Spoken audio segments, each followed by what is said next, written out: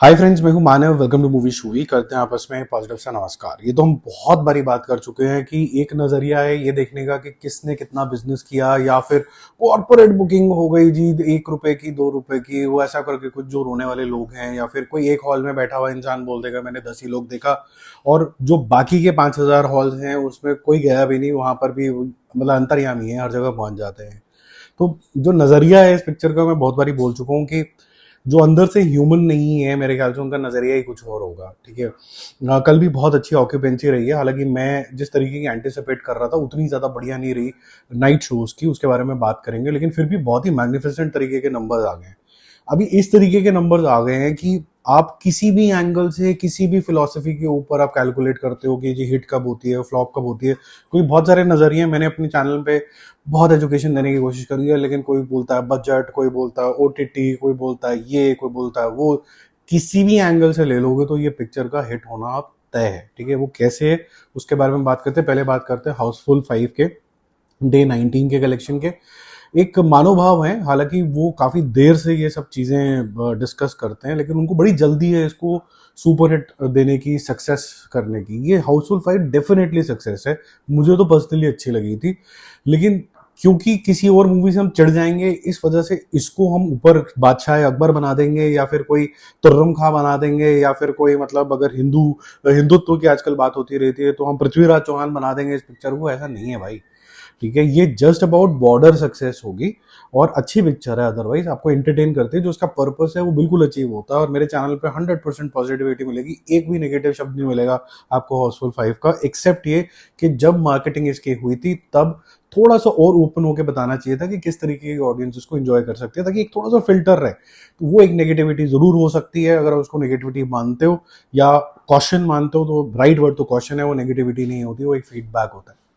1.5 करोड़ रुपए की इसने अर्निंग कल करी थी, आज भी 1.5 करोड़ रुपए की करी है, और ये 190 करोड़ रुपीस पे पहुंच गई। आज कल 188.5 पे थी। इसका जो टोटल वर्ल्ड वाइड कलेक्शन है वो करीबन 283 करोड़ रुपीस के आसपास है। ये आपको मैं अपने बिजनेस एनालिसिस में भी प्रॉपर पेपर पेन पे विद डेमोन्स्ट्रेशन बता चुका हूँ कि ये 195 से 200 करोड़ रुपए जब क्रॉस करेगी तब ये ब्रेक इवन करेगी। ठीक है, तो ब्रेक इवन करने का मतलब है कि सक्सेस जोन में आ जाती है। हम 195 पे इसको मान लेंगे, यानी 5 करोड़ और, विच मीन्स के डेफिनेटली सक्सेस की बात पे जाएगी, 20-25 करोड़ रुपए और कमा के ही देगी। लेकिन जिस तरीके से इसको प्रोजेक्ट किया जा रहा है कि भाई बहुत बड़ी ब्लॉकबस्टर हो गई, वो नहीं है। जिस चीज की आपको बहुत ज्यादा खुशी होनी चाहिए, जो मुझे भी है, कि एक हार्ड वर्किंग स्टार है, चाहे उसकी पिक्चरें नहीं चली अक्षय कुमार की, उसका जो एफर्ट है हर पिक्चर के अंदर वो बिल्कुल काबिले तारीफ है। चाहे सरफिरा ले लो, कोई भी पिक्चर उठा लो, चाहे वो रक्षाबंधन ले लो, मैं कह रहा हूँ रक्षाबंधन जैसा लास्ट सीन जो अक्षय कुमार ने डिलीवर किया वो कोई और कर ही नहीं सकता। आज की जनरेशन के जितने एक्टर हैं, फिर हम खामखा की कॉन्वर्सेशन में आते हैं कि कार्तिक आर्यन को बड़ा एक्टर मानो, मान तो ले, लेकिन जब एक सीनियर आर्टिस्ट इस तरीके की अगर परफॉर्मेंस देके चला जाएगा तो कैसे मान लेना है वाले आर्टिस्ट को कि भाई तेरी शक्ल ठीक है, तेरी एज तेरे साथ है, तो उसकी वजह से हम तेरे को बादशाह है अकबर जैसे मैं बोलता हूँ मजाक के अंदर, वो मान ले, नहीं होता ऐसे।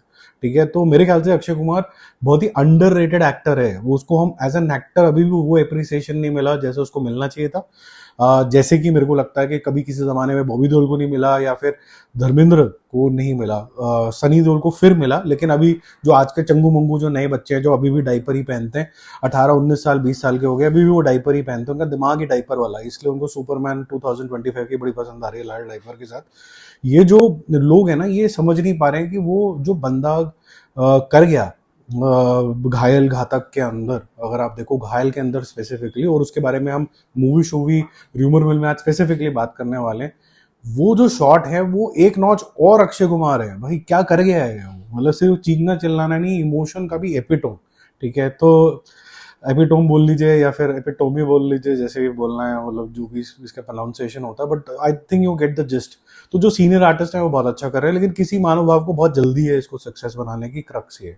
हॉलीवुड की 3 पिक्चरें, बैलेरिना का मैं मोटा मोटा आपको बता देता हूँ, 11.5 करोड़ पहुंच चुका है।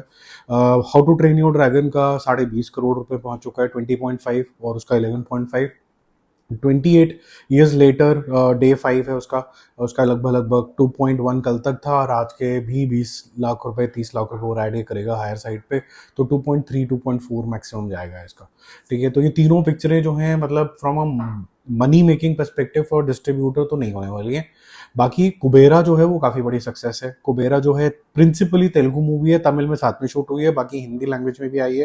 हिंदी लैंग्वेज का कुल मिलाकर 1.5 करोड़ का भी नहीं है, तो हिंदी वर्ल्ड में इसका रुझान नहीं है। तो जिन भी लोगों ने वो जो बनाए थे ना थंबनेल कि शेम ऑन बॉलीवुड, फिर कोई लोग बोलेगा बॉलीवुड इज ओवर क्योंकि किसी एक जने ने कहीं और अगर एक्टिंग कर दी है, वो सब पागलों वाली बात है।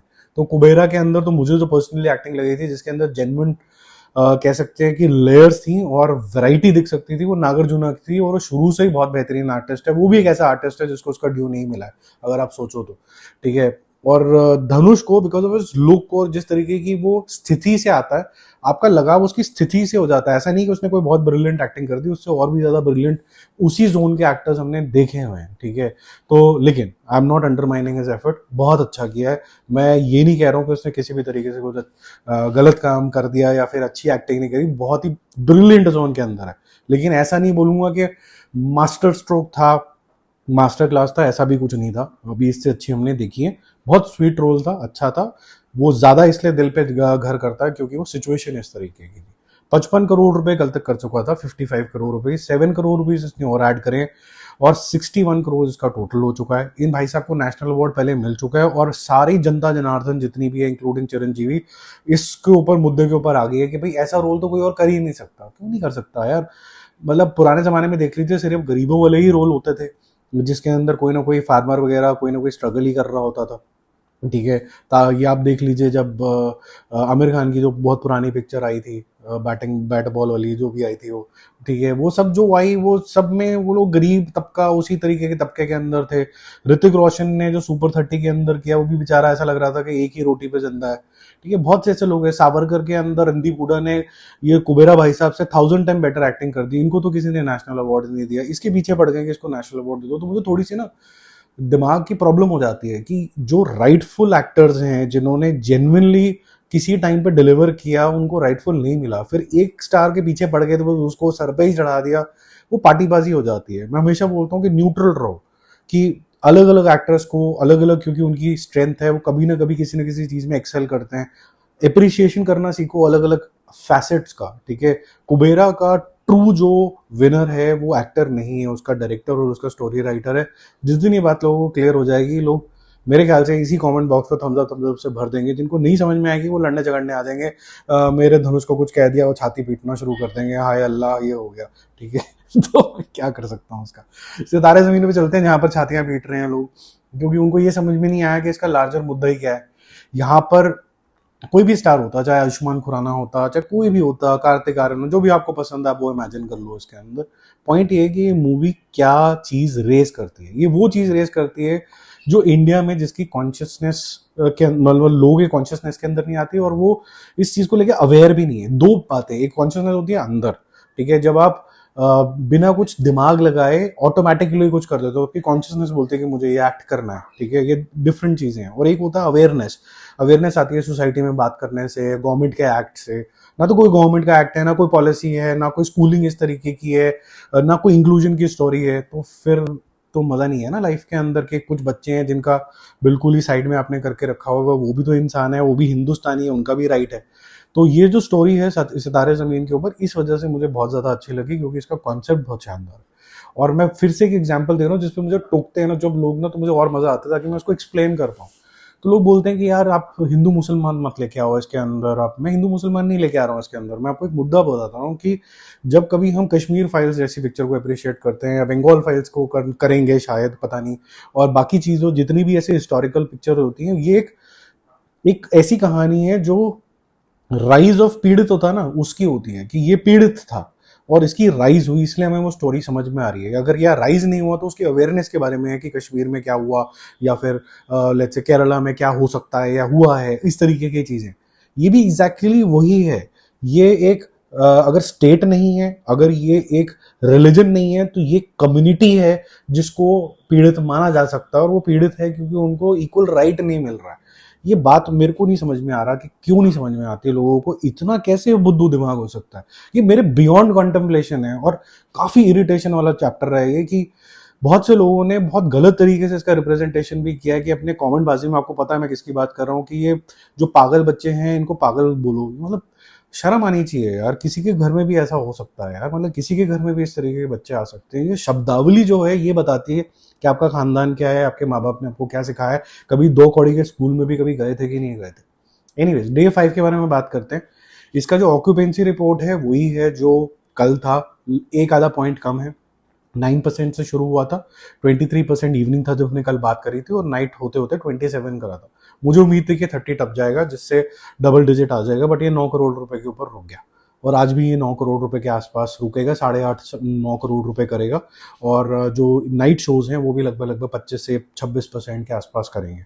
अगर ये 9 करोड़ आज करता है और कल के 67 में ला लें तो ये 76 करोड़ रुपीस के आसपास आ जाता है, और लगभग 125 करोड़ रुपीस के आसपास इसका वर्ल्ड वाइड कलेक्शन हो जाता है। तो बहुत बढ़िया कलेक्शन है ये, और हम ये बोल सकते हैं कि इस महीने में ये वर्ल्ड वाइड लेवल पे तो 200 कर लेगा। डोमेस्टिकली 76 से कर चुका है। होपफुली अगर ये मरता टरता 6 करोड़ रुपए भी और करता है वेंसडे थर्सडे फ्राइडे 3 दिन के अंदर, तो 18 करोड़ रुपए और आते हैं। ठीक है, 18 करोड़ रुपए इसमें ऐड करो, कितने हो गए, कितने हो गए यार, मेरी मैथ्स इतनी ज्यादा फास्ट नहीं है। 92 करोड़ हो गए ना, 92 करोड़ हो गए। अब 92 करोड़ हो गए आपके फ्राइडे एंड तक। सैटरडे संडे के अंदर 10-10 करोड़ ये ले आता है, जो कि आने चाहिए 20 करोड़ और हो गए, तो ये पहुंच जाता है कितना, 112 करोड़ रुपीज के ऊपर। तो 112 करोड़ रुपीज के ऊपर ये सेफ नहीं है वहां पर अभी भी। ठीक है, क्योंकि मैंने आपको बताया था कि 30% तो इसकी डिस्ट्रीब्यूशन की लागत आ जाएगी। ठीक है, तो मंडे ऑनवर्ड इसका रियल टेस्ट शुरू होगा, जहां से 2-3 करोड़ रुपए 2 करोड़ रुपए उस तरीके का करेगी। लेकिन ये उस 2 करोड़ को अगर मोमेंटम बना के 112 करोड़ से अगर 150 करोड़ चली जाती है तो बहुत ही बढ़िया काम हो जाएगा, क्योंकि तब 105 करोड़ रुपए आ जाएंगे सिर्फ थिएटिकल बिजनेस से। तो किसी भी महीने में अगर आप बजट के एंगल से देखोगे, 90 करोड़ का बजट था, 76 तो आज ही हो गया, तो आप समझ सकते हैं कि जा रही है आगे। उसके अलावा अगर आप किसी भी एंगल से देख लो, जिस एंगल से मैं भी समझाता हूँ आपको कि आपको बजट से नहीं देखना होता है, आपको कॉस्ट टू डिस्ट्रीब्यूटर देखना होता है, वो ज्यादा इंपॉर्टेंट होता है। तो कॉस्ट टू डिस्ट्रीब्यूटर के हिसाब से भी ये आगे जाती है पिक्चर, तो बहुत बढ़िया है। और एक क्लासिकल एग्जांपल है, 90 करोड़ रुपीस पे इसको सुपर हिट बोल देना चाहिए, लेकिन मैं आपको क्या बोल रहा हूँ, ये 150 करोड़ रुपए के ऊपर सुपर हिट जोन के अंदर जाएगी, ये ज्यादा पे जाएगी, क्योंकि इसका डिस्ट्रीब्यूशन मेथड इस तरीके का। ठीक है, तो ये थोड़ा समझने वाली बात है। मेरे चैनल पे जाओगे, बहुत से आपको ऐसे वीडियोस दिख जाएंगे, एक पिंड भी है प्रोफाइल के ऊपर, जहां पर ये मैकेनिज्म किस तरीके से चलता है वो देख लेना। नहीं तो एक प्लेलिस्ट भी है जहां पर मैं बिजनेस एनालिसिस की रिपोर्ट बनाता हूँ हर एक बड़ी पिक्चर की, वहां भी आपको समझ में आ जाएगा इसका क्या मैथ्स है। अब क्योंकि इसने 76 करोड़ कर लिया है, तो इसने रंग दे बसंती, सीक्रेट सुपरस्टार जिसमें 62 करोड़ गए थे, रंग दे बसंती का आई थिंक 53-54 करोड़ था, वो भी इसने क्रॉस कर लिया। अब इसके पास बड़े बड़े माइलस्टोन है इसके आगे। तलाश करी थी 93 करोड़ रुपीस, जो डेफिनेटली क्रॉस करेगा। गजनी के थे 114 करोड़ रुपए, लेकिन तब थे, मतलब किस जमाने में, वो भी ये क्रॉस करेगा। अब आ जाते हैं कि इनकी जो पिक्चरें नहीं चली, जैसे ठग ऑफ हिंदुस्तान, वो भी 145 करोड़ रुपए के आसपास कर गया था। वहां तक पहुंचनी चाहिए टेक्निकली स्पीकिंग, जिस तरीके के नंबर्स आ रहे हैं, बट उसके आगे के नंबर जो हैं वो थोड़े डिफिकल्ट हैं। ये सारी नेट कलेक्शन की मैं बात कर रहा हूँ, जैसे 3 इडियट ने 200 करा, धूम ने 281 करोड़ करे, दंगल ने क्लोज टू 400 कर लिए थे, 388 करोड़ रुपीस के आसपास। तो ये बड़े बड़े नंबर हो जाते हैं उसके बाद। लेकिन इंपॉर्टेंट चीज ये है आमिर खान के लिए भी कि कुछ सक्सेस दिखी, और इस सक्सेस के बाद एक और चीज कर लो कि जन सेवा वाली पिक्चरें हो गई, थोड़ा सा मासी जो पिक्चरें होती हैं वो भी करो, ताकि जो जैसे आप करा करते थे, मिक्स बैग था थोड़ा थोड़ा। और अगर जो पिक्चर बीच में आई भी उनकी जन सेवा वाली भी, उसके अंदर भी कुछ ना एक मासी अवतार होता था, ये ज्यादा जन सेवा वाली हो गई है। तो वो एक बड़े हीरो से एक्सपेक्टेशन होती है कि जब स्क्रीन पे आए तो बाल उड़ रहे हो, कुछ अलग तरीके का मेस्मराइजेशन हो, बाल नहीं भी उड़ रहे हो तो जैसे विक्रम के अंदर एक एजिंग स्टार दिखा, उस तरीके की चीजें हो, और इज अ गुड एक्टर, तो ये उसको यूटिलाइज करें। बाकी मेरे ख्याल से एक इंडियन दूसरे इंडियन से एक हद तक ही नाराज रह सकता है, और नाराजगी के बाद अगर कोई एक्सप्लेनेशन हो जाए तो मूव ऑन इन लाइफ। और अगर जो लोग मूव ऑन नहीं कर सकते हैं, वो सारी उम्र हिंदू मुसलमान करते रहेंगे, सर फाड़ते रहेंगे, या फिर कोई अपने किसी कोई कल्चर को बचा रहा होगा या कोई लैंग्वेज को बचा रहा होगा। कोई भी इंडिया को क्यों नहीं बचा रहा है, ये समझ में नहीं आया मुझे। Bye bye.